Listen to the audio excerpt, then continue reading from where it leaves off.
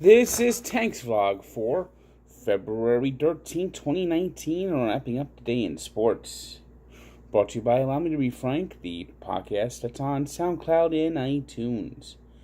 Tune in, sign up, and when we begin doing new shows again, you will be the first to know. Oh, the ice storms today. Oh, God, I hate winter. I hate February.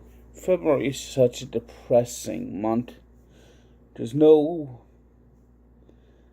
baseball yet, although spring training is now here. And of course, with spring training comes Jacob deGrom's ultimatum. Sign me now! Or don't sign me at all. This is where we get to determine whether Brodie Van Wagenen can get the job done. If he can't get his ex-player signed, if he can't convince these tightwads that own the Mets, then what good is he?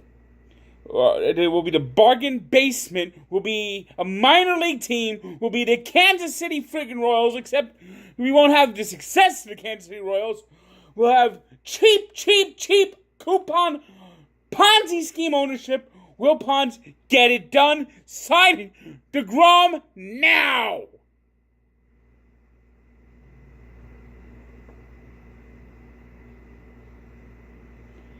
So, pitchers and catchers are reporting. And hopefully this lull end.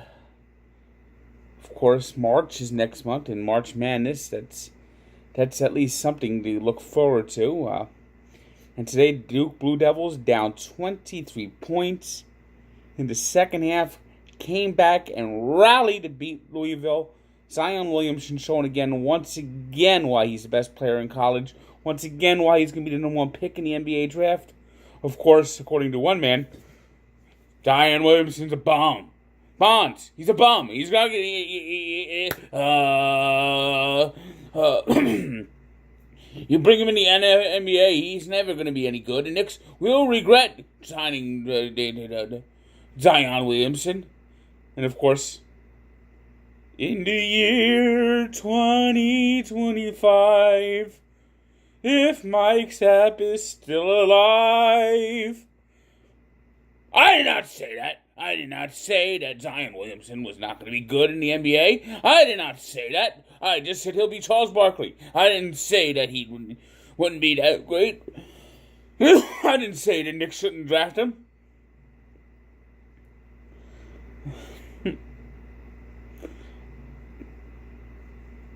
You know, it's almost like if Mike says it's not going to happen, you could take it to the bank that it's going to happen.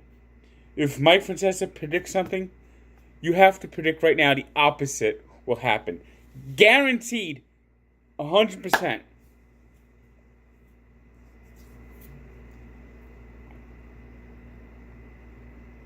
Guaranteed 100%. NHL on Tuesday. Devils in action.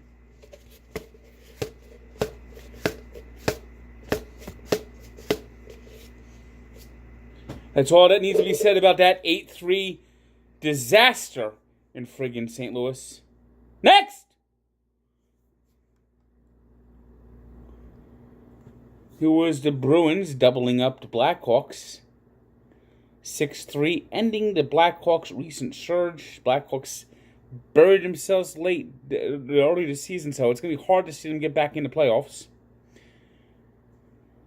So a 6-3 win ends the Blackhawks' 7-game winning streak. Meanwhile, the Islanders, they stumbled on Tuesday, losing to the Sabres 3-1. It was the Stars blanking the Panthers 3-0. The Blue Jackets blanked the Capitals 3-0. Hurricanes blew down the Senators 4-1. It was the Lightning striking down the Flames. That was a matchup of the top teams in each conference. That Blues win against the Devils, that 8-3 win, was their 7th straight win for St. Louis. It was the Red Wings taking down the Predators 3-2.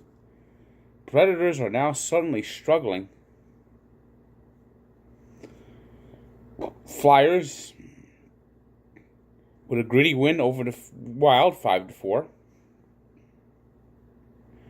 Jets down the Rangers 4-3. It was the Maple Leafs burying the Avalanche 5-2, and the Arizona Coyotes handed the Vegas Golden Knights their fourth straight loss at home with a 5-2 win. Vegas suddenly has hit the craps. Moving on to the NBA.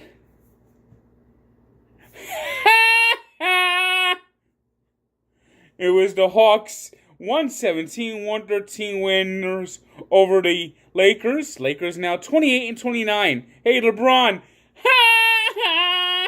And LeBron James had a triple-double, and the Lakers still lost.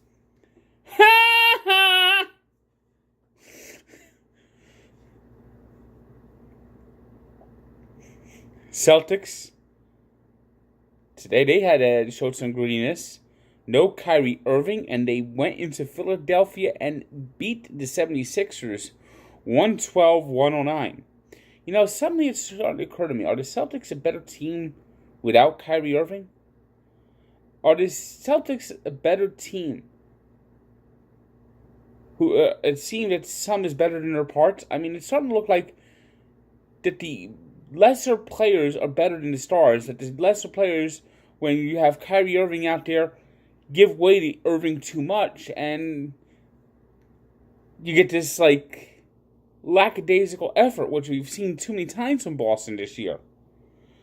So, a very interesting win today as they beat the 76ers, a very important win, if you ask me, in the battle for Eastern Conference placement in the standings. Spurs held off a late rally to beat the Grizzlies 108-107. It was the Magic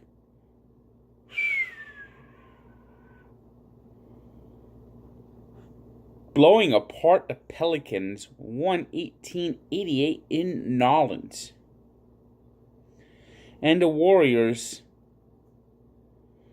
here we go again, starting to run away with the best record again. 115-108 winners over the Utah Jazz. Today's three stars are Anton Kubinin of the Stars, who had 30 saves in a shutout. LeBron James, who had a triple-double despite a loss to the Hawks. Sergei Bobrovsky of the Blue Jackets, who had 20 saves in a shutout over the Capitals.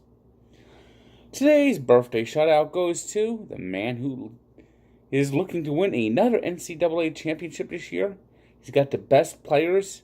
He's got Zion Williamson, might be one of the best teams he's ever had. I'm talking about Coach K, Mike Krzyzewski, turned 72.